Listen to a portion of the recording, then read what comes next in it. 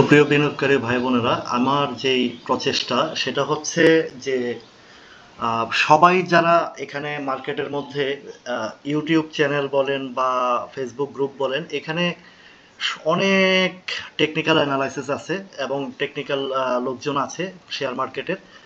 বিভিন্ন জনে বিভিন্নভাবে উপস্থাপন করে এবং বিভিন্ন জনের যেই চার্ট টার্গেট সেল টার্গেটগুলো দেয় সেটার থেকে একটু ভিন্নতার মধ্যে আমি চেষ্টা করি। কারণ হচ্ছে কি, এই বাজারের যে আমার বিগত 15-16 বছরের এক্সপিরিয়েন্স বলে, আপনার এই চার্টের যদি সবার যদি কাজ করতো, সবটা যদি কাজ করতো, তাহলে কিন্তু কেউই লুজার হতো না। তো ম্যাক্সিমাম আমি যেটা দেখেছি, ম্যাক্সিমাম যেই চার্টের গ্রুপের বিষয়গুলো বা বিভিন্ন ধরনের যেই পোস্টগুলো বিভিন্ন আইটেম নিয়ে করা হয়, সেগুলোর মধ্যে অধিকাংশ দেখি যে একটা শেয়ারের দাম 30% 40% বৃদ্ধির পরেই তারা একটা উপরের দিকের চিন্তা ভাবনা দেখায় বা উপরের দিকে আপনাদেরকে একটা সেল টার্গেট দেখায়। কিন্তু বাজার কি তা অ্যালাউ করে? কখনোই না। এটা গ্রাফগুলো হচ্ছে একটা ধারণা মাত্র। কিন্তু বিষয়টা হচ্ছে যে আমি চেষ্টা করি সবসময় যেন বটম সাইডটা আপনাদেরকে দেখানোর। এই বটম সাইডটা যদি আপনি দেখতে পারেন, তখন হয়তো আপনি একটা সেফ জোনে থাকতে পারেন। কিছু কিছু টেকনিক্যালি হিসাব যেটা আছে যে ব্রেকআউটের পরে এন্ট্রি দেওয়া, সেই ব্রেকআউটের পরে এন্ট্রির বিষয়টা হচ্ছে যে সেটা হচ্ছে আপনার ব্রেকআউটের পরের এন্ট্রিটা হচ্ছে খুবই রিস্কিপূর্ণ জায়গা। সেখানে হয় ভালো হবে, না হয় খারাপ হবে, দুইটাই হতে পারে। তো ম্যাক্সিমাম ক্ষেত্রে আমাদের মার্কেট যেটা, সেটা হচ্ছে খারাপের দিকটাই। এখানে একটা ট্র্যাপিং সিস্টেমের মধ্যে দেখা যায় যে যখন ব্রেকআউট হয়, তখন যারা টেকনিক্যালি যারা হিসাবগুলো করে, তারা এন্ট্রি নেয়। এন্ট্রি নেওয়ার পরে কি করে, এখানে যে সিস্টেমটা দেখা যায় যে ব্রেকআউটের পরেই একটা ডেলিভারি সাপ্লাই চলে আসে। তো আমি যে জিনিসটার আপনাদেরকে দেখানোর চেষ্টা করি যে সাপ্লাই জোন এবং এন্ট্রি জোন বা বটম জোনটা, সাপোর্ট জোনটা, এইটার বিষয়টার কারণ হচ্ছে যে সাপ্লাই জোনটাতে যতই এক্সিট হোক, পরবর্তীতে মানে কোনো পাওয়ারফুল বায়ার যদি না থাকে, সেই সাপ্লাই জোন এক্সিট করার পরেও কিন্তু আর ধরে রাখতে পারে না। যেমন ধরেন এই ইন্ডেক্সের ব্যাপারে, এইখানে আমরা ম্যাক্সিমাম লোকের টার্গেট ছিল যে নেক্সট রাউন্ডটা হচ্ছে আর মানে রেজিস্ট্যান্স সাইডটা হচ্ছে 5800 ঘরে। কিন্তু আমি আপনাদেরকে আগে বলছি, আমার আগের ভিডিওগুলো যদি আপনারা লক্ষ্য করে দেখেন, সেখানে কিন্তু আমি বারবার বলে আসছি যে যারা মানে অ্যাডভান্স চিন্তা করে, আমি তাদের থেকে একটু ডিফেন্সের চিন্তা ভাবনা করি। তা আমার যেটা হিসাব ছিল যে হয়তো 5600 এই লেভেলটাতে গিয়েই হয়তো আবারস্থ হবে। কিন্তু দেখেন, আমার চেয়েও অ্যাডভান্টেজ মার্কেট, তারা কিন্তু এই লেভেলটাতে এসে 5560 ঘরে এসেই আমার চেয়েও অ্যাডভান্স চিন্তা করে তারা ব্যাগে আসছে। তো দেখেন, মার্কেটের সাথে আমার যে একটা মোটামুটি সামঞ্জস্য, সেটা কিন্তু আপনাদেরকে আমি বোঝাতে সক্ষম হয়েছি বা বোঝানোর চেষ্টা করেছি। সবাই যেখানে ধারণা করেছে 5800, কিন্তু আমি ধারণা করেছি যে 5600 বা 600-র আশেপাশে, 600 থেকে 700। কিন্তু মার্কেট তা আমার থেকেও অ্যাডভান্টেজ, তারা 5560-এর বা 57 লেভেল থেকে ব্যাক আসছে। আচ্ছা, এখন দেখেন, আমি যে কারেকশনের কথা বলেছি যে আরএসআই তখন 84-র দিকে বা 80-র উপরে চলে গেছে, এই যে এই জায়গাটা, সেটা ছিল প্রায় 80-81 ছিল। তো আমি বলছি যে বাজারটা খুব রিস্কি জায়গায়, আপনারা একটু বিনিয়োগের সাবধানতা অবলম্বন করেন। পোস্ট দিয়েও আপনাদেরকে বুঝিয়েছি। সে বোঝানোর পরে বাজারটা কি করলো, আস্তে এখানে নিচে চলে আসছে। তো ভাবছিলাম যে এখানের যে কারেকশন, সেই কারেকশনে আমি মানে ইন্ডেক্সের বিষয়টা, সরি আরএসআইটার বিষয়টা দেখে ভাবতেছি যে না, এখানে মনে হয় না। তো একটা জিনিস ভালো যে কাজটা করেছে, একদিনে যে 63 পয়েন্টটা কারেকশন দিয়েছে, এটা আমার কাছে বেশ ভালো লাগছে। এর আগের দিন প্রথম দিন যে কারেকশন দিয়েছে, সেটাও একটা বড় মোটামুটি ছিল, 37 পয়েন্টের মতো। তো এর পরের দিন যেটা দিচ্ছে, এটা একদম কম, 14 পয়েন্টের মতো দিয়েছে। বাট গতকালকের যে ইয়েটা দেওয়া হয়েছে, কারেকশনটা দেওয়া হচ্ছে, এটা বেস্ট একটা কারেকশন। এখন একটা বিষয় লক্ষণীয় যে যদি এই 5400-র নিচে যদি আসে বা আসার পরে যদি ওভার স্টে করে, তাহলে কিন্তু বাজার আরো নিচে আসবে। সেই নিচে আসলে এখন স্ট্রং সাপোর্ট যদি আমি বলি, সেটা হচ্ছে আপনার 4200-র আশেপাশে 4267 68 বা 4240-এর ঘরটা সবচেয়ে বড় স্ট্রং সাপোর্ট।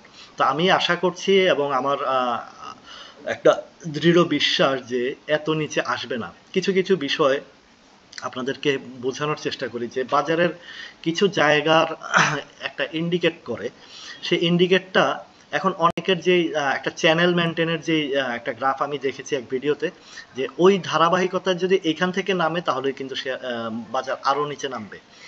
এখন বিষয় হচ্ছে নামবে কি নামবে না সেটা মার্কেট মেকারদের উপরে নির্ভর করে। তবুও আমাদের কিছু জিনিস লক্ষ্য করতে হবে যে স্টক, আমরা যেটা এই ইন্ডেক্সের চেয়ে আমাদের সবচেয়ে বেশি ইম্পর্টেন্ট হচ্ছে স্টকটির বিষয়ে আমরা যদি ভালোভাবে আওতায় করতে পারি যে কোন লেভেল পর্যন্ত আসলে সে মোটামুটি আর নামবে না এবং কোন শেয়ারগুলোর এখনো গ্যাপ আছে, সেই শেয়ারগুলো নামার সম্ভাবনা আছে, সেগুলো থেকে আমরা একটু সতর্ক থাকি। আপনাদেরকে আমি যে শেয়ারটার কথা বলেছিলাম যে ধরেন সিটি ব্যাংকের কথা, আমি সিটি নিয়ে আলোচনা করি। সিটি ব্যাংকটা যখন এই 21-22 টাকা লেভেল ছিল তখনই আমি আপনাদেরকে অনেকেরকে আমার ভিডিওগুলোতে বলে আসছি এটা এন্ট্রি দেওয়া যায়, এবং সিটি ব্যাংকের এক্সিট লেভেলটাও আমি এই জায়গায় যখন হয়েছে তখন আপনাদেরকে সতর্ক করছি যে এইটা একটু কারেকশন প্রয়োজন। আরএসআই প্রায় তখন অলমোস্ট 87-এর দিকে ছিল। তো সেখান থেকে আবার যখন আরএসআইটা আস্তে আস্তে কারেকশন হয়েছে, তো বেশ কারেকশন হয়েছে, কিন্তু কারেকশন হলেও এইটার এখনো পর্যন্ত যে লক্ষণটা আমি আপনাদেরকে বলেছি যে 23 টাকা 20-30 পয়সা। কালকে একটা ইউটিউব চ্যানেলের মধ্যে দেখেছি যে 20-30 পয়সার কথা বলে না যে 50-এও এন্ট্রি দেওয়া যায়। হ্যাঁ, দেওয়া যায়, কিন্তু আমার যেটা ধারণা এটা এইখানে টাচ করার সম্ভাবনা খুবই বেশি। তবুও নাও করতে পারে, কারণ আরএসআই যথেষ্ট শক্তিশালী জায়গায় চলে আসছে, মানে ডাউনের দিকে জায়গায় চলে আসছে। কিন্তু এই ক্যান্ডেলটা যেটা, সেটা আমাকে ইন্ডিকেট করে যে এটা রোববার আরেকটা ডাউন দিবে। এই একটা উদাহরণ আপনাদেরকে দিলাম। আরেকটা উদাহরণ আমি আপনাদেরকে দিই, সেটা হচ্ছে এটার কিন্তু এখনো গ্যাপ আছে, মানে এখন আজকে ক্লোজ দিয়েছে গতকালকে 23 টাকা 90 পয়সা, কিন্তু আজকের যে জায়গা, মানে আমার যে টার্গেটটা সেটা হচ্ছে 23 টাকা 10 পয়সা, বা ধরেন 23 টাকার লেভেলটাই বরাবর 23 টাকাই ধরেন। 23 টাকা থেকে 23 টাকা 50 এর ভিতরেই, 50 অলরেডি নামছে গতকালকে, কিন্তু আরেকটু নামার লক্ষণ এই ক্যান্ডেলটা আমাকে বলতেছে এটা আরেকটু নামবে। তো সুতরাং এটা 23 টাকা 20 পয়সাও ধরতে পারেন, 20 পয়সা থেকে 23 টাকা এই লেভেলটা টাচ করাবে সে। এটা আমার পূর্ব অভিজ্ঞতা থেকে আপনাদেরকে আমি বলছি। এবার আসেন আমি আরেকটা জিনিস দেখাচ্ছি, সেটা হচ্ছে আইএফআইসি ব্যাংকটার ব্যাপারটা আপনাদেরকে দেখাই। আইএফআইসি ব্যাংকটার যে সম্ভাবনাময় যে জায়গাটাতে টাচ করার একটা আছে, এই যে 50 পয়সা গতকালকে টাচ করেছে। তো 50 পয়সাটার থেকে আরো বেশি স্ট্রং হচ্ছে 40 পয়সা, আর একটা হচ্ছে 30 পয়সা। 30 থেকে 40-এর নিচে এই শেয়ারটা যাবে না। কেন যাবে না? দেখেন এই জায়গার যে সাপোর্টটা তৈরি করেছে সে দীর্ঘদিন এবং খুব পজিটিভ সাপোর্ট, এটা নেগেটিভ সাপোর্ট না, পজিটিভ সাপোর্ট নিয়েই করেছে, করার পর থেকে সে উপরে দিয়ে গেছে। আচ্ছা, এখন আরো একটা বিষয় হচ্ছে যে এটা যখন এর আগের বারও ডাউনে আসছিল তখন কিন্তু 20 পয়সা ছিল, 20 পয়সায়ও বেশ কিছুদিন ছিল। 20 পয়সা লেভেলটাতে থেকে একটা ইউটার্ন নেওয়ার পরে আবার সে ব্যাক করেছে। এখন এই জায়গাটা এটার থেকেও এটা শক্তিশালী বেশি, যার কারণে এই 50, 40, 30 এই জায়গাটা, তবে আমার কাছে যেটা বেশি স্ট্রং মনে হয় সেটা 40। কেন 40?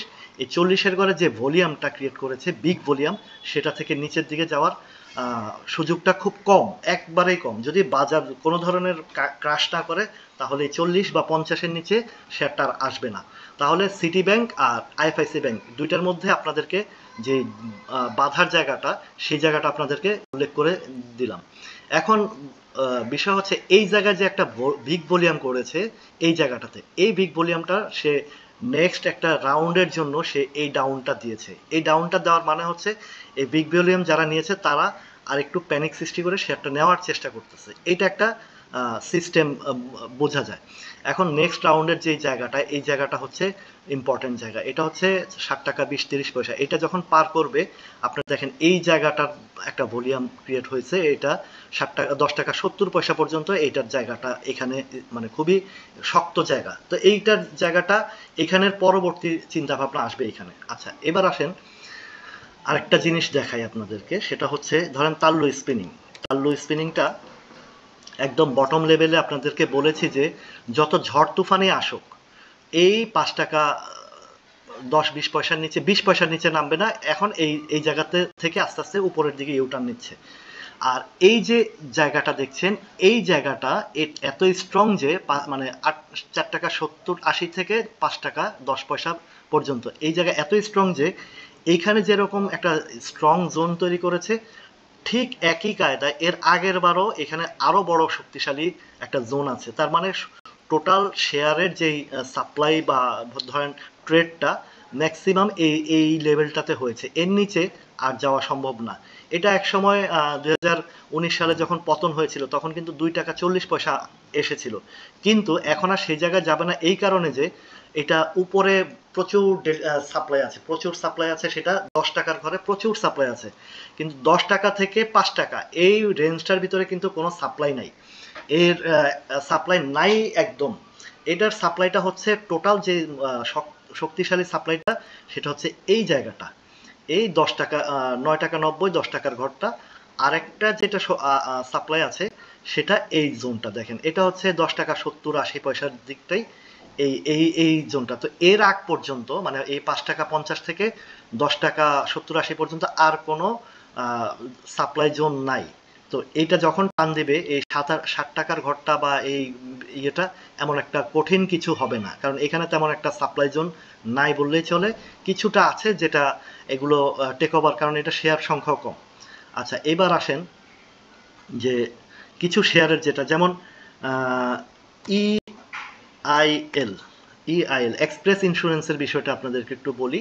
এক্সপ্রেস ইন্স্যুরেন্সের বিষয়টা যে এই দেখেন এই শেয়ারটা অনেক উপর থেকে ফল করেছে। সেই উপরের লেভেলটা কত? এটা প্রায় 63 টাকা 64 টাকার ঘর থেকে 63 টাকার ঘর থেকে এটা ফল করেছে। ফল করার পরে এটা একবার আসছে কোথায়? 42 টাকা 80 পয়সা পর্যন্ত আসছে। সেইখান থেকে খুব দ্রুতই এই শেয়ারটা আবারও 54 টাকা পর্যন্ত, 54 টাকা পর্যন্ত গেছে। আচ্ছা, 54 টাকার পরে একটা লম্বা সময় এই জায়গাটাতে ধরে রেখে আপ অ্যান্ড ডাউন করে এখানে সাপ্লাই হয়ে গেছে। এই সাপ্লাই হওয়ার পরে যখন শেয়ারটা নিচে মানে হঠাৎ করে ছেড়ে দিয়েছে, মানে এটার পাবলিকের হাতে, টোটাল শেয়ারটা পাবলিকের হাতে চলে গেছে এবং যারা প্লেয়ার তাদের হাতে কোনো শেয়ার নাই। শেয়ার না থাকার কারণে শেয়ারটা ট্রিবিন্ডাস ফল করেছে। এখন ট্রিবিন্ডাস ফল করার পরে এই জায়গাটাতে আবারও কোনো প্লেয়াররা নেওয়ার চেষ্টা করতেছে। এখন কথা হচ্ছে তারা যে নিচ্ছে তারা কি এখনই তুলবে? না, এটা এখনই তুলবে না। তো এটা তারা তুলতে আরো বেশ কিছু সময় নেবে এবং তোলার আগে তারা আরেকটা ডাউন দেবে, আরেকটা ডাউন দিয়ে পাবলিককে আরেকটু প্যানিক সৃষ্টি করে ওদের থেকে শেয়ারগুলো নেবে। তো আমার যেটা সিটি জেনারেলের অভিজ্ঞতা থেকে, আমি যখন সিটি জেনারেল 35 টাকা ঢুকেছি, সেটা 28 টাকা নামানো হয়েছে। তো 35 থেকে 37 পর্যন্ত বেশ সময় ধরে রেখেই লাস্টে এমন একটা চাপ দিয়েছে, চাপের সাথে এই এই জায়গাটা চলে আসছে। এখন বাজার যদি ব্যাংক দিয়ে উঠে তাহলে ইন্স্যুরেন্সের কথা আমি আপনাদেরকে সতর্ক করেছিলাম, সেই জায়গা থেকে চলে আসছে। তো এখন এই বিষয়টা হচ্ছে এখানে যে এই যে সাপোর্ট জোন, এটা হচ্ছে সবচেয়ে স্ট্রং সাপোর্ট। এই স্ট্রং সাপোর্টের আগ পর্যন্ত কোনো সাপোর্ট নেই। এখন যে জায়গা আছে এটার একটা সাপোর্ট ক্রিয়েট করার চেষ্টা করতেছে, কিন্তু এটা আমার কাছে খুবই দুর্বল, আপনাদেরকে বলে আসছি বারবার। তো এটা হয়তো এখান থেকে একটা ডাউন দিয়ে আনতে পারে, এটা আমার একটা অ্যাজাম্পশন। অনেকে বলছে আনবে না, কিন্তু আমার পূর্ব এক্সপিরিয়েন্স থেকে আমি যেটা দেখেছি সেটা এই লেভেলটাতে আসে। এবং দেখেন এই 30 টাকার ঘরটাতে হয়তো বা একান্ত যদি 28 টাকা নাও আনে, এই 30 টাকার ঘরটা আনাটা খুবই সম্ভাবনা বেশি। দেখেন এইখানে যে জায়গাটা ধরে রাখছে এটা কিন্তু বেশি একটা শক্ত জায়গা না, 33-34-এর ঘর, কিন্তু সবচেয়ে শক্ত জায়গা হচ্ছে 30 টাকার ঘরটা।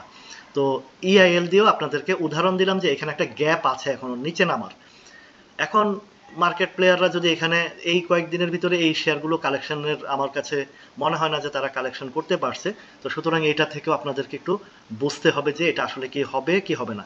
তো আজকের যে আলোচনা এবং শিক্ষণীয় বিষয় সেটা এই পর্যন্ত। আবারও নেক্সট ভিডিওতে আপনাদের সাথে আরো বিস্তারিত আলোচনা করব স্টকের বিষয়গুলো, তাহলে আপনাদের বুঝতে সুবিধা হবে এবং আপনাদের এন্ট্রি দিতে সুবিধা হবে। ফেসবুকের যেসব গুজব বা বিভিন্ন ধরনের গুজব, এই গুজব থেকে আপনারা বিরত থাকুন। আমি চেষ্টা করব আপনাদের সাধারণ বিনিয়োগকারীদের জন্য কিছু তথ্যমূলক তথ্যভিত্তির উপরেই আলোচনা করতে, যেন আপনারা ক্ষতিগ্রস্ত না হন। ধন্যবাদ।